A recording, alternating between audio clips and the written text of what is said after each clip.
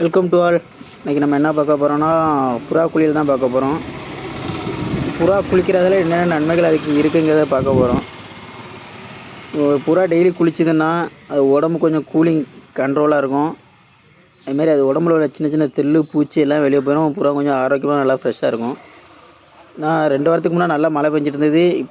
போன வாரமும் இந்த வாரமும் நல்லா வெயில் அடிக்குது. இந்த வெயிலுக்கு புறா வளர்க்குறவங்க கண்டிப்பாக குளிக்கிறதுக்கு ஏற்ற மாதிரி ஏதாவது ஒன்று வைக்கணும்.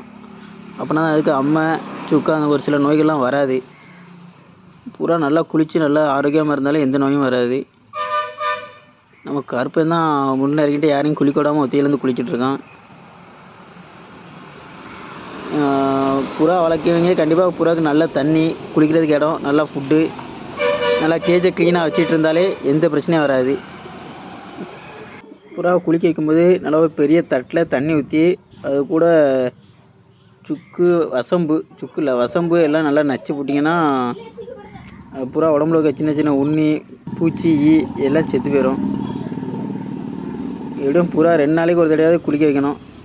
தண்ணி நல்லா வச்சாலே அதே ஆட்டோமேட்டிக்காக குளிச்சுட்டு போயிடும். இப்போதைக்கு நம்ம குரூப்பில் நம்ம கேஜில் கருப்பனோட ஆள் அடையில் இருக்குது. இதுமாதிரி அமெரிக்கன் ஃபெண்டரான அடையில் இருக்குது. மொஸ்கி குஞ்சு பொறிச்சிக்கிறதுனால ரெண்டும் வந்து நல்லா குளிச்சுட்ருக்கு.